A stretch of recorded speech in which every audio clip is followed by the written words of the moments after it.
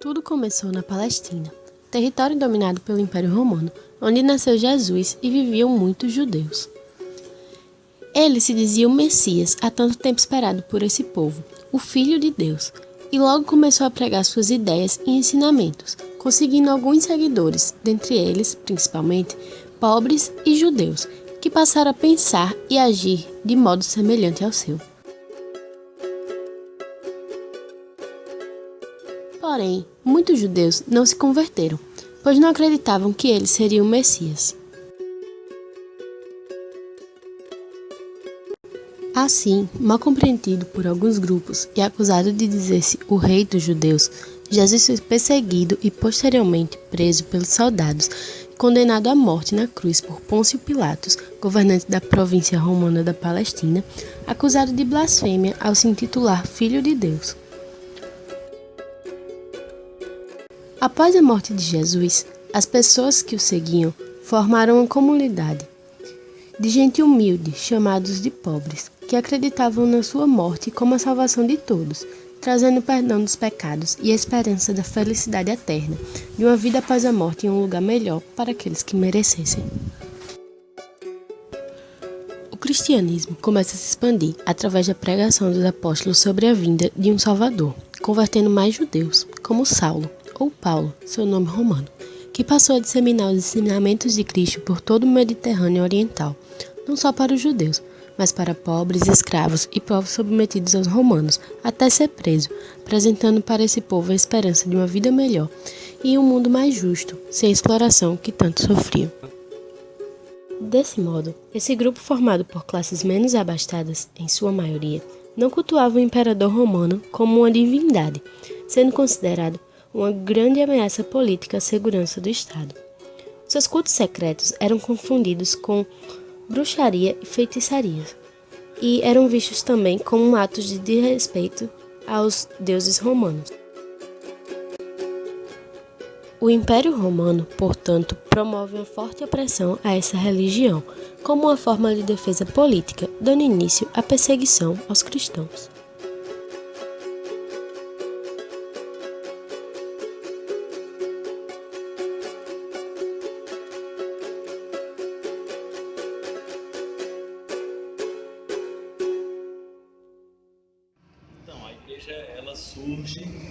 A origem da igreja surge ao lado de Cristo, quando ele na cruz, quando ele saiu sangue e água, ali nasce também a igreja, a gente pode dizer assim, espiritualmente, né?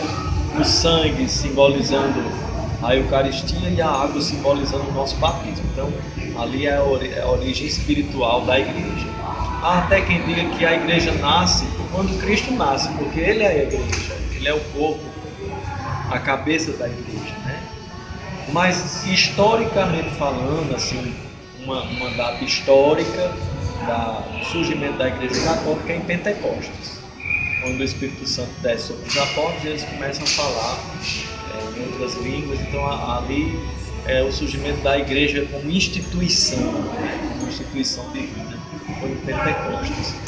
O contexto foi esse, né? Jesus havia morrido, os apóstolos estavam com medo, trancafiados, e o Espírito Santo, alguns fugiram, né, com medo de serem mortos também. Os apóstolos mesmo ficaram no cenáculo quando o Espírito Santo desceu sobre eles, e o medo que eles tiveram se transformou em coragem. Eles saíram a anunciar por todos os cantos do mundo o Evangelho de Jesus. E todos foram mortos, né?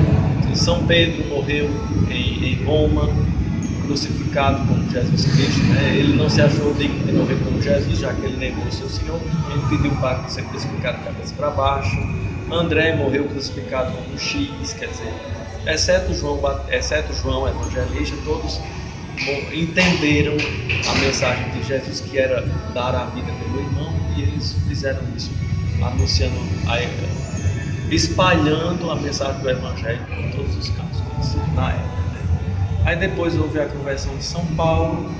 São Paulo também morreu em Roma, né? Por isso que nós somos, depois depois de muito tempo, foi que a Igreja Católica ficou com o nome de Igreja Católica Apostólica Romana, por causa dos apóstolos São Pedro e São Paulo que morreram em Roma, né? E a palavra católico significa universal, ou seja, a igreja está aqui em Florânia, mas está em Natal, está nos Estados Unidos, está na própria Roma, está em todos os recantos do mundo. Então, católico significa isso, que abrange.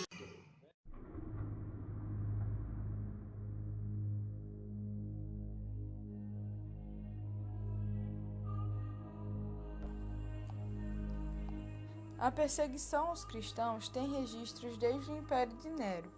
No ano 64, esse, que tinha sanidade questionável, ateou fogo ao próprio império, colocando a culpa dos atos nos cristãos e aumentando assim o ódio da população por esse povo. Há citações do Análises de Tácito, descrevendo as torturas que o povo cristão foi submetido nessa época. E, em suas mortes, eles foram feitos objetos de esporte, pois foram amarrados nos esconderijos de bestas selvagens e feitos em pedaços por cães, ou cravados em cruzes, ou incendiados, e ao fim do dia eram queimados para servirem de luz noturna.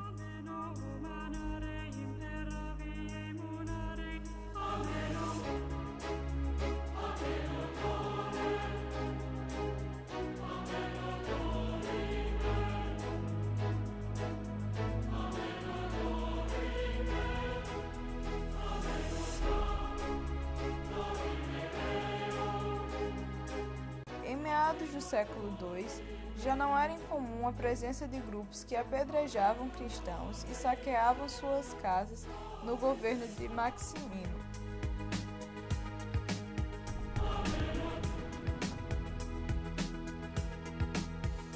No governo de Maximino, em 235 d.C., a perseguição aos cristãos foi instituída em todo o território, porém essa focava mais o clero.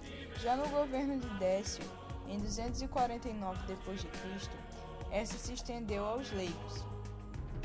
O período de perseguição aos cristãos mais intenso ocorreu entre o final do século III e o início do século IV, no governo de Diocleciano.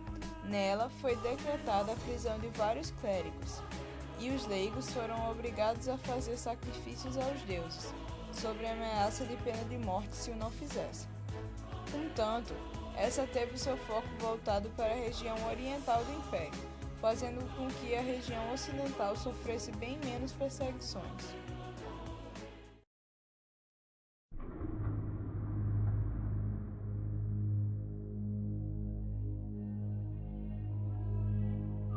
O primeiro imperador romano católico, que foi Constantino.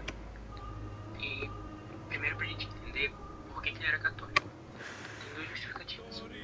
A primeira delas é que em uma das vezes que ele estava guerreando, ele viu um sinal de uma cruz com a insígnia que representava como este signo vencerás. E a partir daí, e de outras coisas mais, ele virou católico. Uma outra seria por razões políticas, que no Império Romano o pessoal estava muito disperso e muito segregado, porque a religião romana ela é constituída de vários deuses. Então cada cidade tinha o seu deus patrono, e as cidades acabavam que não tinham muita coisa em comum. E ele acabou percebendo que no cristianismo ter um deus apenas fazia com que todos ficassem mais próximos, ficassem mais ligados, porque eles tinham algo em comum. Então, para fazer um império mais forte, mais coeso, ele acabou aderindo à religião católica. Mas o que se sabe de fato é que algumas ações importantes para a igreja foram tomadas durante o governo dele. Uma delas foi o Edito de Milão, e ele previa as seguintes coisas: que o clero da igreja católica não pagaria impostos, que as propriedades que foram roubadas dos cristãos seriam devolvidas, que qualquer tipo de religião podia circular livremente dentro do Império Romano, e previa ainda que alguns cargos administrativos fossem ocupados por cristãos. Uma outra coisa importante que aconteceu foi o Concílio de Nicéia, fazendo da religião católica uma coisa mais uniforme, mais coesa e mais forte. Acredita-se também que foi nesse concílio que foram escolhidos os livros da Bíblia. Então, por todos esses motivos, esse foi o primeiro imperador católico. Foi também no governo dele que o cristianismo passou a ser a religião oficial do Império Romano. E foi quando, a partir daí, o cristianismo perdeu as fronteiras do Império e ganhou o mundo. E hoje ele foi ficando cada vez mais próximo da igreja que a gente conhece hoje.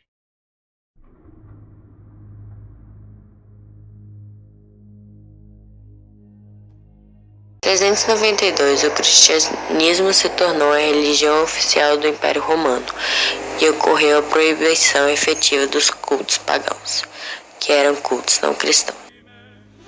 Em 435, as medidas contra o paganismo foram reforçadas com pena de morte para quem continuasse a praticar os rituais pagãos, que envolviam sacrifícios humanos e de animais.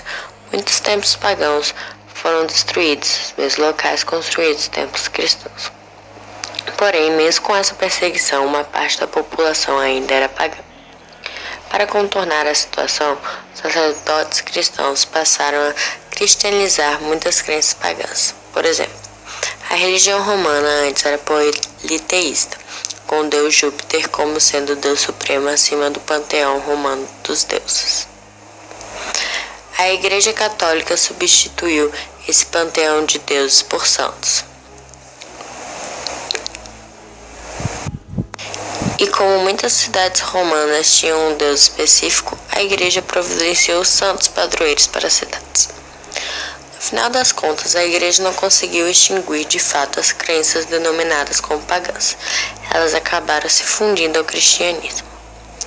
A perseguição aos pagãos vai muito além da época do Império Romano. Na Idade Média, temos as Cruzadas, a Santa Inquisição e a caça às bruxas. Meu pai viu vocês massacrados no Coliseu e jogados aos leões. Já chega. Veja. Agora eu vou caminhar sobre o fogo.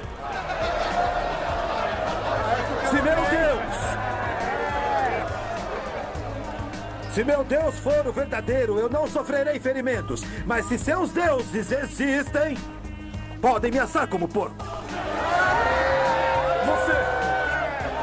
Você está louco. Esse homem doido vai acabar se matando. Vamos ver você fazer isso.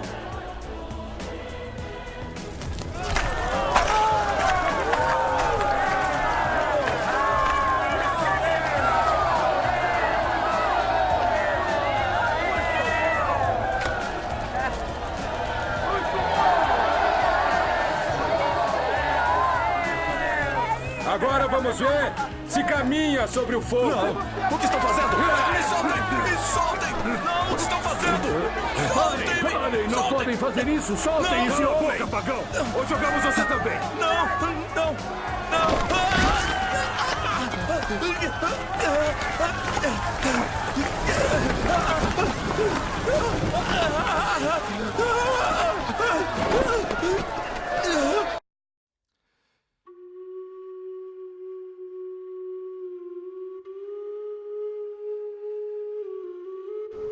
Até cerca de 200 anos depois de Cristo, não existiam igrejas no sentido que hoje as compreendemos. Um dos motivos que inibiu a construção de igrejas foi o fato do cristianismo ter nascido e se desenvolvido num mundo em que a religião, o império e o patriotismo eram muito ligados. Desenvolveu-se no âmago do paganismo imperial, da religião estatal e da expressiva lealdade ao imperador. O cristão era marcado de muitas restrições e ficava praticamente excluído da vida pública dessa época. Numa cidade como Roma, por exemplo, o Capitólio dominava o fórum, que por sua vez era circundado por templos oferecidos a deuses, e por todo lado erguiam-se estátuas de imperadores e deuses. O Estado controlava o teatro, os jogos, e cada funcionário imperial, de certa forma, era um sacerdote. Se já era difícil ser cristão, quanto mais construir igrejas. Segundo o direito canônico, uma igreja é um edifício sagrado dedicado ao culto divino, principalmente para que possa ser usado por todos os fiéis para o exercício público do culto. Já a palavra latina eclésia Deriva-se do grego eclésia, que quer dizer reunião ou assembleia. É nesse sentido que a palavra igreja é usada. Inicialmente, as comunidades cristãs eram compostas de pessoas comuns, comerciantes sírios e judeus e vizinhos pagãos atraídos pela nova religião. Depois, e muito lentamente, surgiram conversões entre as classes ricas e intelectuais. Dessa forma, os primeiros cristãos não tinham igrejas. Não havia meio suficiente para pagar as construções. Eram impedidos inicialmente por carência e depois por prudência de construir igrejas. Só na metade do século III é que edifícios foram especialmente projetados e construídos para servirem de igrejas, no início ainda de forma tímida. O Papa Milcíades recebeu como presente de Constantino o Palácio de Latrão, cujo tribunal foi transformado em salão de culto. O palácio passou a se chamar Igreja São João de Latrão, a Catedral de Salvador, da Diocese de Roma. A religião cristã foi transformada em religião oficial do Império Romano. A partir deste momento, a Igreja Católica começou a se organizar e ganhar força no continente europeu. Nem mesmo a invasão dos povos bárbaros no século V atrapalhou o crescimento do catolicismo. Com o fim do Império Romano, a Igreja era a única instituição organizada nos novos reinos que estavam se formando na Europa Ocidental. Com os ensinamentos da Igreja, a nova civilização se preocupava com a religião e a salvação de suas almas. O trabalho dos monges, junto aos povos bárbaros, foi de grande importância não só espiritual, mas também culturalmente, pois muitos dos costumes romanos foram incorporados por esses povos. A Igreja era detentora de saber. Os livros pertenciam ao clero e ficavam confinados nas bibliotecas das igrejas, com uso exclusivo de seus membros. O ensino era voltado principalmente para as doutrinas da religião católica, mas o poder da Igreja não se limitava à religião. Por ser uma época onde predominava o feudalismo, onde a terra era o maior bem que se possuía, a Igreja era detentora de grande parte das terras, que eram doadas por aqueles que queriam ser libertos da condenação divina. Por isso, a Igreja, sem dúvida, era a instituição mais poderosa e respeitada na Idade Média. Seu poder se confundia com o poder dos reis, uma vez que ele tinha o domínio político, econômico e cultural. Mas a convivência desses nem sempre foi pacífica. Os atritos eram frequentes.